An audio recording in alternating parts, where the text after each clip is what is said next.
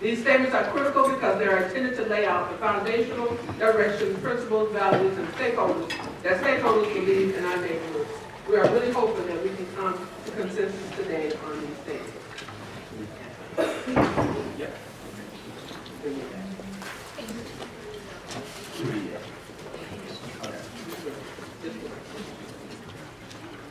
All right, so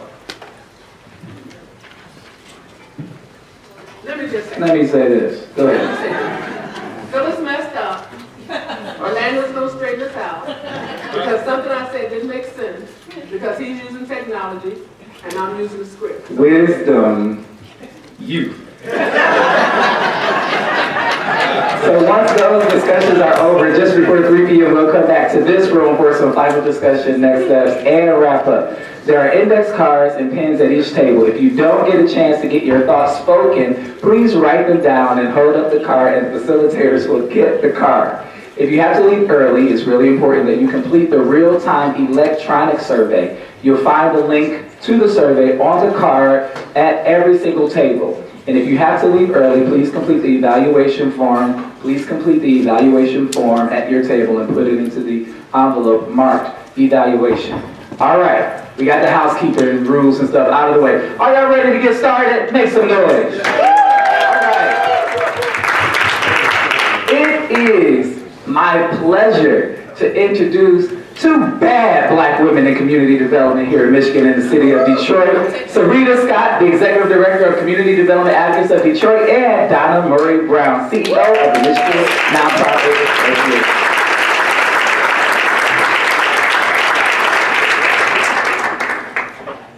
Well, good morning. Good morning. All right, I am a morning person, so happy that I'm talking to you this morning. I am going to fizzle out fast. But I am delighted to be here with Sarita, and as we were preparing for this, we had to look at each other and say, we've been doing this for 3 years? 3 years! Unbelievable, unbelievable. So what we're going to do this morning is we're going to help to set the context for today. We know that so many of you have participated in this process, and the work has been really, really heavy and sometimes tedious. And in many ways, it's been siloed. So one of the important hopes that we have for today is that you will all see, will level set everybody to come together and have one community development system that will result in stronger neighborhoods throughout the whole city of Detroit. There should be a slide. Great, perfect, thank you. Where's Lauren? Let's give Lauren a round of applause. You may not have met Lauren, but Lauren has always been present. Everything that is working right now and all the logistics and everything is because of Lauren. And I don't know what she is, but thank you so much. Oh, right there. Thank you for what you do. So, you know, the work has been heavy, the work has been siloed because so many people are involved, and it's hard to be able to try to organize that. But we have been successful in that, and really at this moment, I'd like for all of you to give yourselves a round of applause for sticking with this for 3 years! So taking a look at this slide, it's important to level set to say building the engine on community development in Detroit is a process. It is a process, and you have all been part of that process. Why are we doing this? What is the reason? The process was to build a strong community development system. How do we do that? In the slide, you see number 2 is around community development system with many elements. In fact, there's 7 elements. Now, we didn't necessarily start from scratch. We knew innately, because of all of our expertise in the room, that there were certain things that should be there to have a strong system.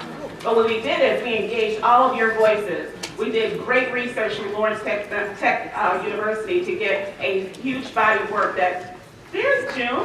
Let's give June a round of applause. June authored that research. That strong research that was put forward by Lawrence Tech University was able to provide us the affirmation, if you will, about these 7 core elements, right? So we have these, and you can read them. The slide is in your folders. I know there's plenty of information in your folders, but you can direct yourself to that slide. So what are these 7 elements going to do? What is this process going to yield? It's going to yield the activation, if you will, of high-capacity community development organizations and strong grassroots organizations serving all neighborhoods in the city of Detroit. And you can read that. and what we are aiming for, what is our North Star. Our North Star is a strong, vital neighborhood throughout the entire city of Detroit. That is all the work that you guys have done. So, how do we get here?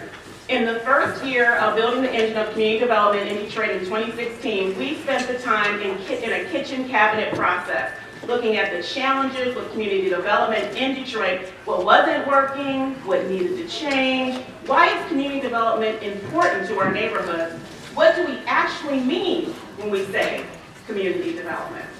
The three core partners, organizations came together, my organization, Michigan Nonprofit Association, Community Development Advocates of Detroit, led by Dorita, and LTU, and I didn't give a shout out to Mark Brecky, wherever, there he is, right in front of my face, Mark Brecky. Yes. We formed together as the core partners, but we were also sponsored by the Herb Family Foundation, the Kresge Foundation, and Bank of America sponsored this first phase for us. That work in 2016 resulted in a general analysis of our assets and challenges and understanding of the 7 system elements and framework for our next steps.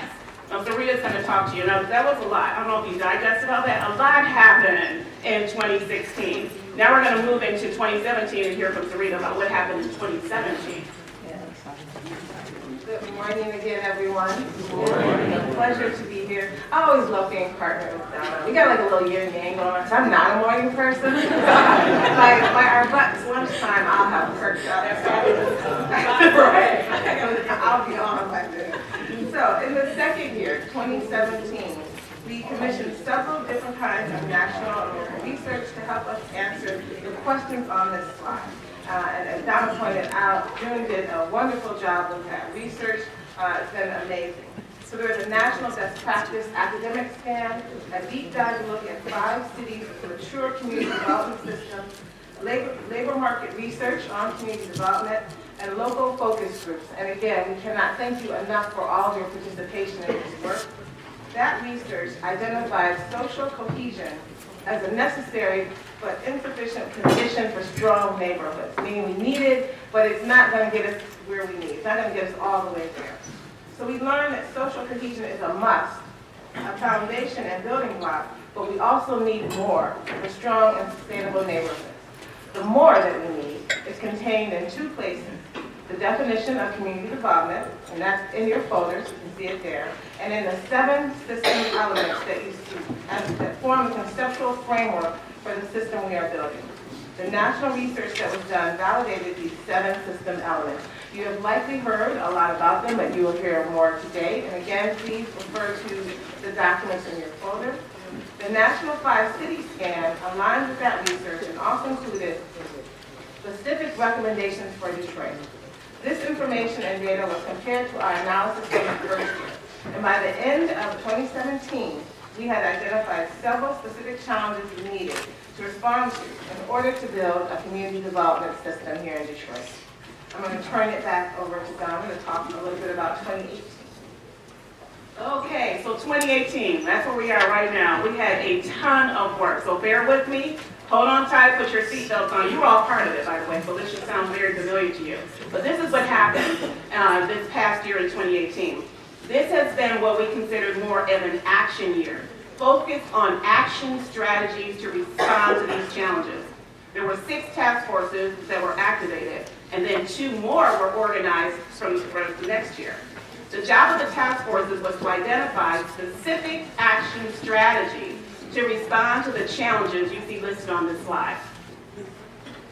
Now, to respond to these challenges, the task forces focused on 2 kinds of deliverables. In some cases, the task forces developed strong statements, and I saw some of them. They were strong statements. They were really strong statements. And positions. We consider these as principles and values for the work of community development. They are foundational to the direction that the task forces believe community development should take. So we considered this morning part of the agenda as part 1. So where we are right now is part 1, where we discuss, we debate, and hopefully, we arrive at some consensus and a sense of commitment with the help of our facilitators, Chandra and Jane. You got a big job on your hands. Ooh, consensus building, wow. You guys can do it. Where's Jenny? I know she's got one. So you guys are ready to go. So what are we going to look at today? We will look at equitable development. We will look at policy priorities for neighborhoods and how the city and neighborhoods can engage constructively. I looked at you, Tom. I don't know why I looked at you. All right, I don't know what happened there. We were connected. Okay. We will discuss a process to figure out how to get community development into all of our neighborhoods. We will look at someone said amen? Amen. Okay, that's what I'm talking about, right? We will look at a concept for clustering neighborhoods so that we can measure success and progress. We will look at the question of equity in the profession of community development. And we will see if we're ready enough for a consensus to be built, and if so, a commitment to inspire you, or volunteer you, I'm just teasing, to inspire you to sign on to these statements later today. That's our hope. Now, in some cases, the task force has developed recommended actions.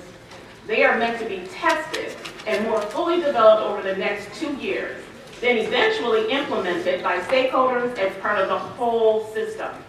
These recommended actions will be presented in part 2 of today's agenda in the afternoon in small group sessions, followed by a plenary session.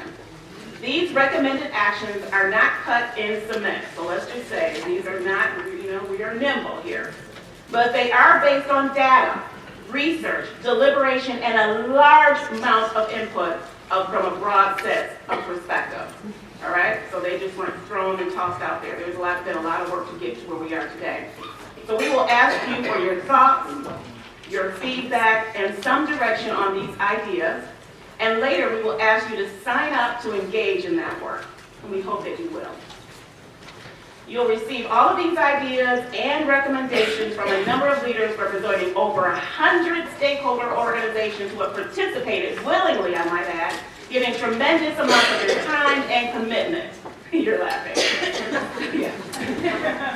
I think you have a reputation, Maggie. I don't know. I'm just saying. But my words here say willingly. And so for those who find themselves in the willingly, we thank you very much. Later today, as we have done every year for the past several years, we will also take a fresh look at the definition of community development that has been circulating and updated for the past 2 years. And we will see if we are ready together to adopt a Detroit definition of community development. We will also talk to important questions later in the day. Who is this community development system for? We will ask how you see your organization fitting into the system, and we will ask finally if there is anything that is missing that needs to be included. That was a lot, wasn't it? That was 2018. All right, so now we're going to talk about our objectives today. I'm going to pass them on to Sarita. All right, that was a lot. So now we have 4 goals that we are hoping to achieve in today's summit. The first is that we want to keep building trust among many stakeholders in community development. I know we cannot emphasize enough how important this is. Without trust, we cannot collaborate. Without collaboration, we will not have a system that supports all of our neighborhoods. And we know that building trust is a process, and we appreciate you being here today as a part of that process. Second, we will ask for your time and thoughts to build consensus on some important foundational principles and values for the work of community development. And as Orlando mentioned to us, principles and values.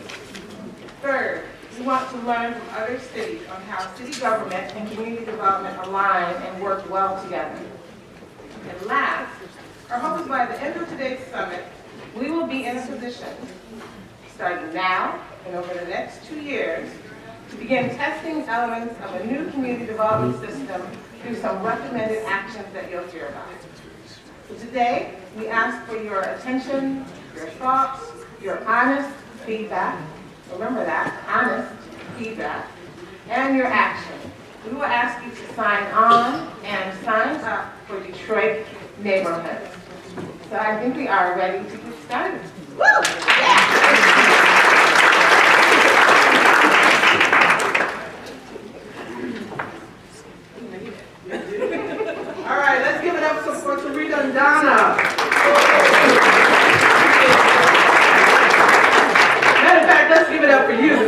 made it this morning, right?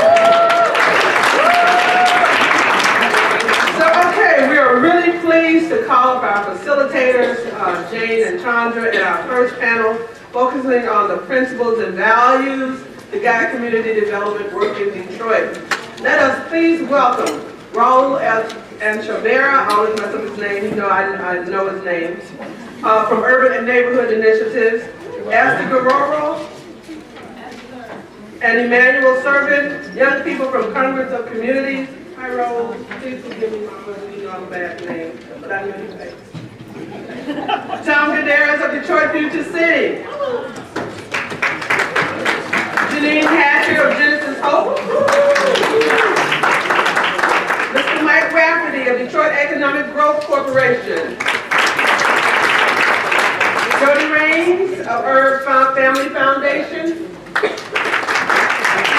Mark Sayek of Detroit Planning and Development Department. And of course, Mr. Rita Scott of CDAD.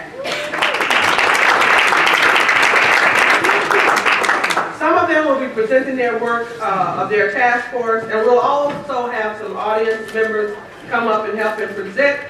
We'll have Janine Hatcher first, Johnny Gibbons of Eastside Community Network, Tom Gadaris, Raul, and Aaron Goodman of CDAD, and finally Mark Sywak and Linda Smith of USNAPAC. I turn you over to our wonderful facilitators this morning.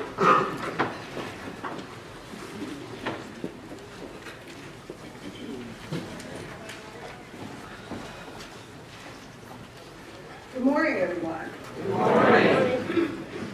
So now we are going to have presentations from each of the task forces. They're going to give you the highlights of the principles and values statements that were pulled together, that were developed as a result of this process for each of the task forces that you're going to hear about, some of them in more than one statement. And so we're going to begin with vision and values. And presenting there for us is Janine Hatcher. Janine? Oh, I'm sorry. Apologies. I'm not born first grade. Janine?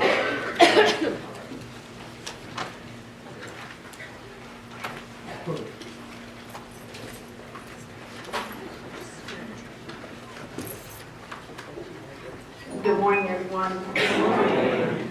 I'm not a morning person either, so bear with me. So I have the pleasure of being a co-team leader with Reverend Ross for the Vision and Values team, and we had an awesome team. On the slide before you right now are the diverse team members that worked diligently this last year to come up with a framework for community development in Detroit. I'd like for you to take a moment to help me thank my team members for their work.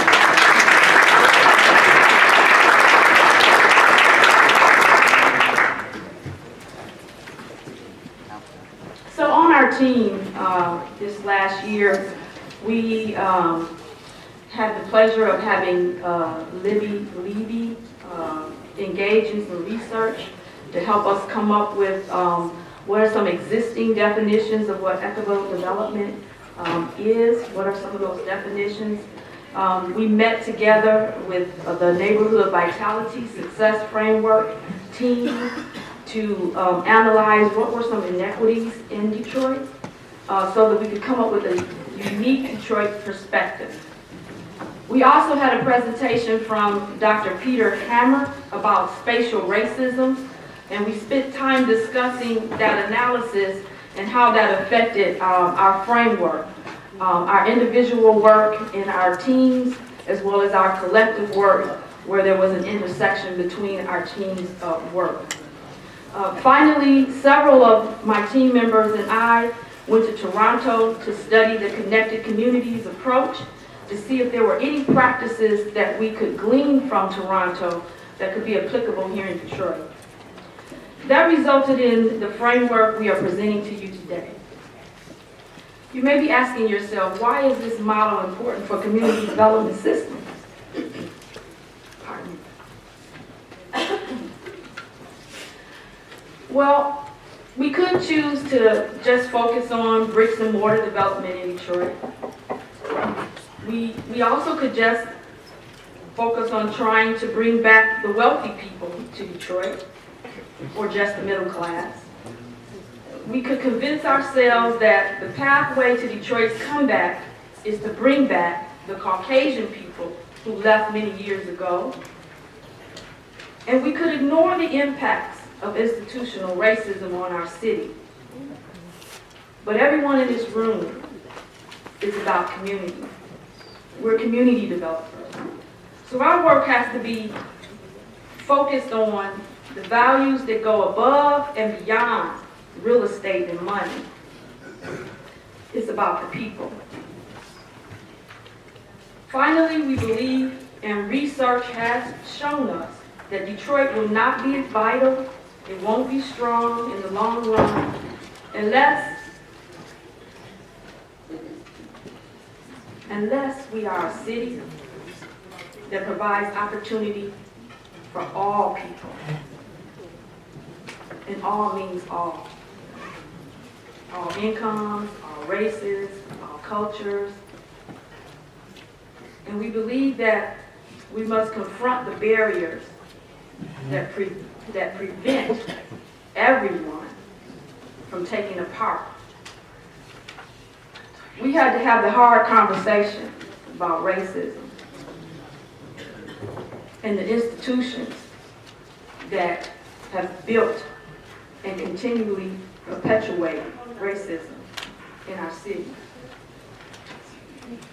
That wasn't an easy task. And after doing that, we had to look real hard at what the vision of a successful community looks like. And we had to do that through a lens of equity. We had to struggle to come up with values and a vision that spoke to that. I'm going to give you just a few highlights of the framework. Throughout the day and later on this afternoon, we're going to have a session to dig in a little bit deeper. And we hope, our hope is that you'll look at this vision statement and these values and help us to ensure that they are the correct vision and these are the correct values so that we can achieve the success that we all want in our communities. Our proposed framework has 3 components. We believe that these components should be pervasive throughout all of the other ideas and concepts that you're going to hear about today. Every aspect of the system. A vision statement for neighborhoods, a set of values for community development, and a definition of what equitable development is. So with that,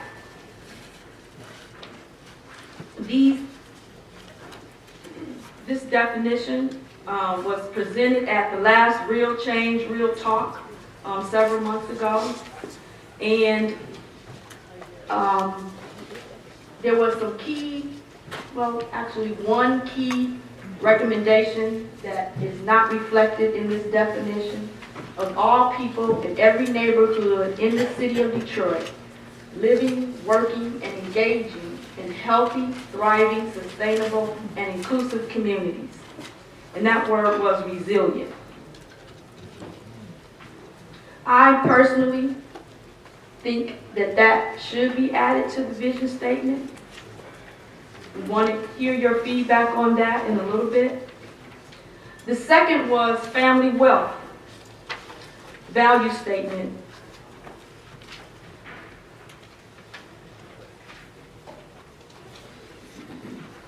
And that we include the word entrepreneurship and savings so that we know what makes sense to all of you. Okay, they're not showing the whole statement. We can go back and following your words. Okay. You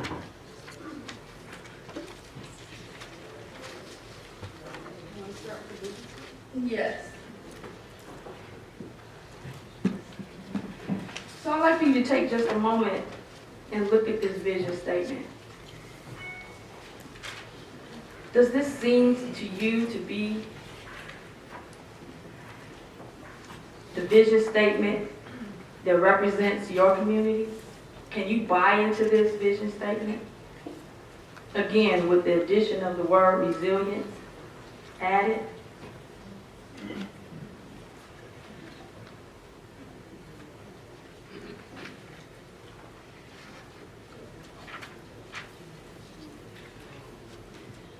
Next.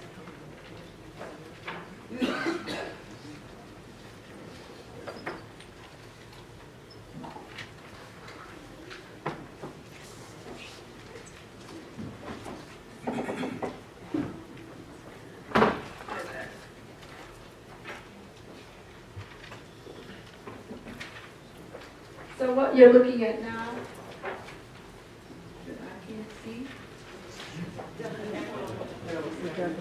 is the equitable development definition. Let me get my technology going here, folks, because I can't see the slide.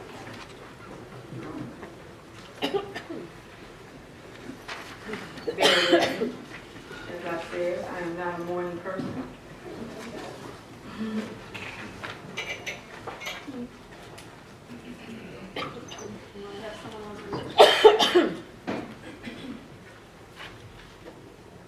Yes, please. Do you mind? Do I have to stand right here? Can I walk around? Sure.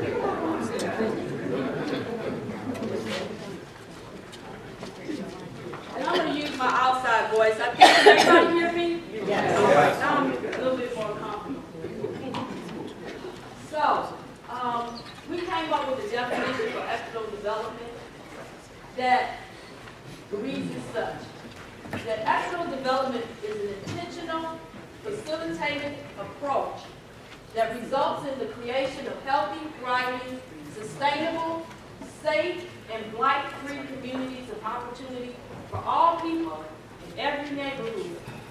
It is driven by a bottom-up analysis and meaningful connection among the policies, practices, and investments that reduce disparities among people, regardless of race or income, in every neighborhood.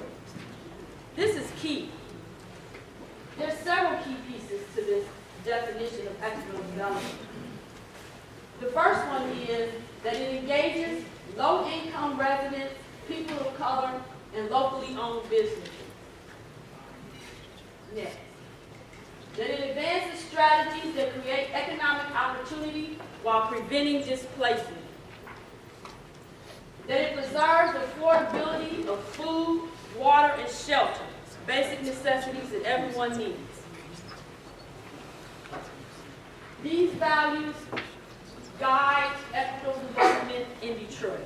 I hope you agree. Did we miss anything? Yes? Yes. I would say disability needs to be added to this equation. Disability? Yes, regardless of race, disability, or income. So if I could just jump in there a quick second, because we are going to have a chance to have a discussion afterwards, so we just want to move through the rest of the presentation. So, but please, as we're going through this, jot down questions or comments so you don't lose them as we move through the process. All right.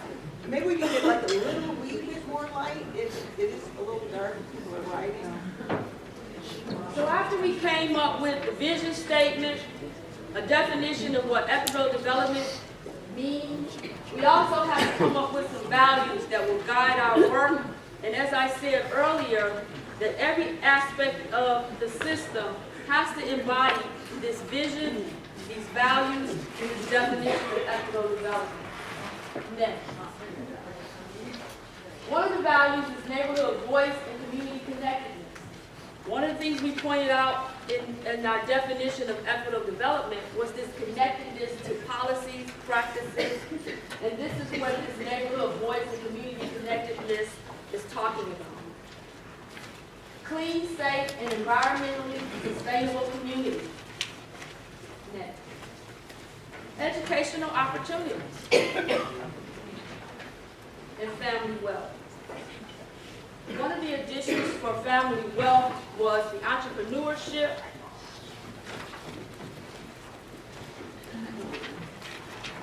That came out of our last Real Talk, Real Change, was the addition of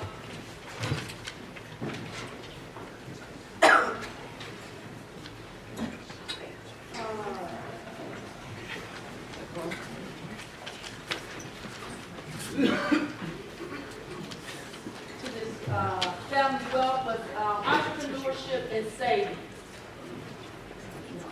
Next. Quality, affordable housing and property. I'd like to point out when we talked about affordable housing and property, that was based on the local income, not the average median income, but that local community. Yeah.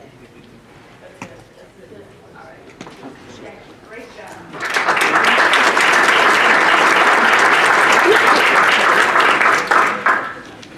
So much. So we're going to keep moving through and get through the presentation, so we'll have an opportunity for some to hear from our panelists and for you to ask questions and respond. So next, I'd like to invite Donna Gibbons from the Executive Network for City Partnership Network. Good morning. Good morning. Hope yours is better than mine. I had a flat tire this morning, but I'm here. But anyway, this is really an exciting task force for me. To paraphrase Michelle Obama, it's hard to hate people up close. And the City Partnership Task Force brought together city and community partners to talk about really difficult conversations.